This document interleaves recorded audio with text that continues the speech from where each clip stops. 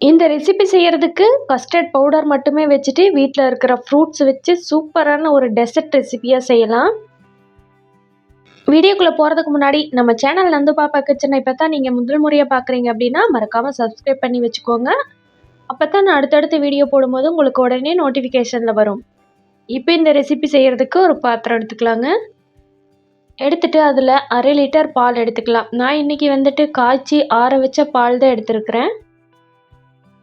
அதுவும் full fat milk தாங்க எடுத்துருக்கிறேன். நீங்கள் காய்ச்சாத பாலாக இருந்ததுன்னா நல்லா காய்ச்சிட்டு அதுக்கப்புறம் சேர்த்துக்கலாம். இந்த டெசர்ட் ரெசிபி ஃபுல் ஃபேட் மில்கில் செய்யும்போது ரொம்பவே டேஸ்ட்டு நல்லா க்ரீமி டேஸ்ட்டில் வரும். ஐஸ்கிரீமை விடவே ரொம்பவே டேஸ்ட்டாக இருக்கும். லஞ்ச் முடிஞ்சதையும் இது ஒரு டெசர்ட் எடுத்துக்கலாம், அல்லது டின்னர் முடிஞ்சதையும் எடுத்துக்கலாம். ரொம்பவே டேஸ்ட்டாக இருக்கும். இது காய வச்ச பால் அப்படிங்கிறதுனால சீக்கிரமாகவே பொங்கி வந்துடுங்க. இது பொங்கிட்டு இருக்கிற டைம்லையே நல்லா ஆறின பால், நான் ஏற்கனவே 1/2 லிட்டர் பாலில் வந்துட்டு ஒரு 100 ml பக்கமாக எடுத்து வச்சுட்டேன். காய வைக்காமையே எடுத்து வச்சாச்சு. இப்போ வந்துட்டு கஸ்டர்ட் பவுடர் வந்துட்டு டீஸ்பூனில் 2.5 டீஸ்பூன் அளவு சேர்த்துருக்குறேங்க. 1/2 லிட்டர் பாலுக்கு 2.5 டீஸ்பூன் அளவு கஸ்டர்ட் பவுடர் கரெக்டாக இருக்கும். இப்போ நம்ம 100 ml பால் எடுத்து வச்சுருக்கிறோம்ல, அந்த பாலை வந்துட்டு கஸ்டர்ட் பவுடரில் சேர்த்துக்கலாம். சேர்த்துட்டு ஒரு ஸ்பூன் வச்சு கொஞ்சம் கூட கட்டிகள் இல்லாத மாதிரி கலக்கி விட்டுக்கலாம். நீங்கள் 1/2 லிட்டருக்கு வந்துட்டு 2.5 ஸ்பூன் நல்லா கோபுரம் மாதிரி நல்லா அளந்து சேர்த்துக்கணும். அப்போ தான் வந்து உங்களுக்கு கரெக்டாக க்ரீமி கன்சிஸ்டன்சி கிடைக்கும். நீங்கள் அதை விட குறைவாக சேர்த்துட்டீங்க அப்படின்னா நல்லா இருக்காது சாப்பிட்றதுக்கு. அதனால் வந்துட்டு நீங்கள் கோபுரம் மாதிரி 2.5 ஸ்பூன் அளவு சேர்த்துக்கலாம். கொஞ்சம் கூட கட்டி இல்லாத மாதிரி நல்லா கலந்து எடுத்துக்கலாம். இப்போ இந்த கலந்து வச்ச பால் ஒரு ஓரமாக இருக்கட்டும். இந்த ஸ்வீட்டுக்கு தேவையான அளவு இனிப்பு சேர்த்துக்கலாம். பால் இந்த மாதிரி நல்லா பொங்கி வர டைமில் இனிப்பு சேர்த்துக்கலாங்க. ஏற்கனவே ஃப்ரூட்ஸ்லேயும் வந்துட்டு சுகர் கண்டென்ட் இருக்கும். அதனால நீங்கள் பார்த்துட்டு உங்கள் இனிப்புக்கு தகுந்த மாதிரி நீங்கள் இனிப்பு சேர்த்துக்கலாம். இன்றைக்கி நான் வந்துட்டு ஒரு 2.5 ஸ்பூன் அளவு சேர்த்துருக்குறேங்க. அவங்கவுங்க டேஸ்ட்டுக்கு தகுந்த மாதிரி இனிப்பு சேர்த்துட்டு சர்க்கரை நல்லா கரையிறது வரைக்கும் நல்லா கிளறி விட்டுக்கலாம். அதுக்கு பிறகு இப்போ நம்ம கலந்து வச்சோம்ல கஸ்டர்ட் பவுடர், அதை நம்ம இந்த மாதிரி சேர்க்கறதுக்கு முன்னாடி நல்லா ஒரு ஸ்பூன் வச்சுட்டு கட்டிகள் இல்லாத மாதிரி நல்லா கலந்துக்கணும்.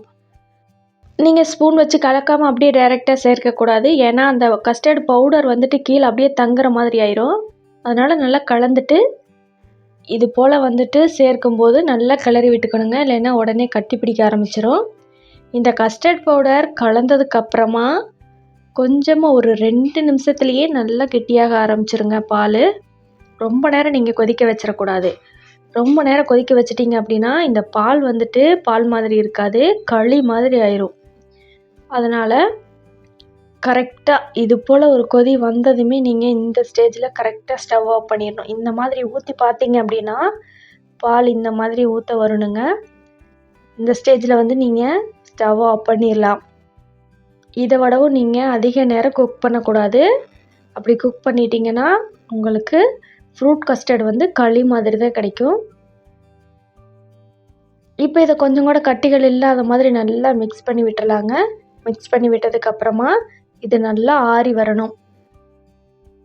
இது நல்லா ரூம் டெம்பரேச்சரில் வச்சு நல்லா ஆற வச்சுருங்க. உங்கள்கிட்ட ஃப்ரிட்ஜ் இருந்துச்சு அப்படின்னா ஃப்ரிட்ஜில் கூட வச்சிடலாம். உங்கள்கிட்ட ஃப்ரிட்ஜ் இல்லாத பட்சத்தில் ரூம் டெம்பரேச்சர்லையே நல்லா ஆற வச்சிடலாம். இது கிட்டத்தட்ட ஒரு 10 நிமிஷம் போல் நல்லா ஆறி வரணுங்க. அப்போ தான் நம்ம இதில் வந்துட்டு ஃப்ரூட்ஸ் எல்லாம் சேர்க்கணும். நீங்கள் இடையில சர்க்கரை பத்தலை அப்படின்னா கூட சேர்த்துக்கலாம். அது உங்கள் விருப்பத்துக்கு தகுந்த மாதிரி சேர்த்துக்கோங்க. இப்போ இதில் போட போகிற ஃப்ரூட்ஸ் அப்படிங்கிறது வந்துட்டு பனானா, ஆப்பிள், அதுக்கப்புறமா மாதுளம்பழம், அன்னாச்சி பழம், உங்களுக்கு எந்தெந்த ஃப்ரூட்ஸ் கிடைக்குதோ எல்லாமே சேர்த்துக்கலாங்க. இந்த ஃப்ரூட் கஸ்டர்ட் வந்துட்டு லைட்டாக ஒரு yellowish கலரில் வரும். அதில் வந்துட்டு நீங்கள் டிஃப்ரெண்ட்ஸ் கலரில் வந்துட்டு ஃப்ரூட்ஸ் சேர்க்கும்போது சூப்பராக இருக்கும். இதில் வந்துட்டு கிரேப்ஸு, டியூட்டி ஃப்ரூட்டி இந்த மாதிரி எல்லாமே சேர்த்துக்கலாம். இது போல் நல்லா ஆறி வந்ததுக்கப்புறமா நீங்கள் ஒரு பாத்திரத்தில் சேர்த்துக்கலாம். பாத்திரத்தில் சேர்த்துட்டு அதுக்கப்புறமா இதில் மேலே ஃப்ரூட்ஸ் போட்டுக்கலாங்க. நீங்கள் வந்துட்டு தனித்தனியாக 2-3 பேர்த்துக்கு வந்துட்டு டெசர்ட் மாதிரி செய்கிறீங்க அப்படின்னா இது போல் கண்ணாடி கப்புலையோ அல்லது ஒரு சின்ன சின்ன பவுல்லையோ வந்துட்டு தனித்தனியாக சேர்த்துட்டு நீங்கள் அப்படியே அவங்களுக்கு வந்து ஒரு கப்புனா ஒரு கப்பில் அப்படியே சர்வ் பண்ணும்போது நீட்டாக இருக்கும்.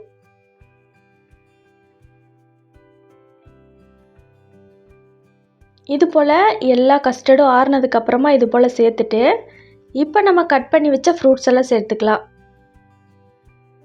இதில் நீங்கள் உங்கள் விருப்பத்துக்கு தகுந்த மாதிரி எந்த ஃப்ரூட்ஸ் வேணால் சேர்க்கலாங்க.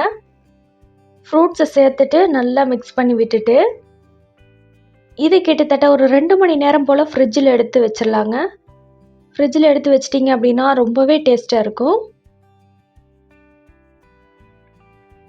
இது நீங்கள் ஃப்ரீசரில் வச்சிடக்கூடாது, ஃப்ரிட்ஜில் தான் வைக்கணுங்க. 2 மணி நேரம் போல் நல்லா செட் ஆனதுக்கப்புறமா நீங்கள் எடுத்து பார்த்தீங்க அப்படின்னா அந்த ஃப்ரூட்ஸோட வாட்டர் கண்டென்ட் எல்லாம் வந்துட்டு அந்த கஸ்டர்டில் இறங்கிட்டு சாப்பிட்றதுக்கே ரொம்ப சூப்பராக இருக்கும். இந்த கஸ்டர்ட் பவுடரோட க்ரீமி டேஸ்ட்டு அதோட அந்த ஃப்ரூட்ஸோட தண்ணி டேஸ்ட்டு அது மாதிரி கலந்துட்டு ரொம்பவே அருமையான டேஸ்ட்டாக இருக்கும். ஐஸ்கிரீமை விடவே இது ரொம்ப டேஸ்ட்டாக இருக்குங்க. இதில் வேணால் நீங்கள் ட்ரை ஃப்ரூட்ஸ் போட்டுக்கலாம். அதாவது பாதாம், பிஸ்தா இந்த மாதிரி நறுக்கி போட்டுக்கலாங்க. இன்றைக்கி நான் வந்து ஃப்ரூட்ஸ் மட்டும் சேர்த்துருக்குறேன். நீங்கள் உங்கள் விருப்பத்துக்கு தகுந்த மாதிரி என்ன ஃப்ரூட்ஸ் வேணால் சேர்த்துக்கலாம். அவ்வளோதாங்க, நம்மளோட சூப்பரான ஈஸியான டெசர்ட் வந்து ரொம்பவே குயிக்காக ரெடி ஆயிரும். இது வந்து செய்யறதுக்கு அதிக டைமும் எடுக்காது. ஒரு 10லேருந்து 20 நிமிஷத்துக்குள்ளேயே ஈஸியாக செஞ்சு முடிச்சிடலாம். பால் நல்லா கொதிச்சு வந்ததுக்கப்புறமா ஆறின பாலில் இந்த கஸ்டர்ட் பவுடர் போட்டு கலக்கிட்டு பால் நல்லா பொங்கி வந்ததுக்கப்புறமா நீங்கள் ஸ்டவ் ஆஃப் பண்ணிவிட்டு கூட இந்த கஸ்டர்ட் பவுடர் சேர்த்திங்க அப்படின்னா சீக்கிரமாக குயிக்காக வந்து பால் வந்து கெட்டியாயிரும். அதனால் வந்துட்டு இது குயிக்காக செய்யக்கூடிய ஒரு ஈஸியான டெசர்ட் ரெசிபி.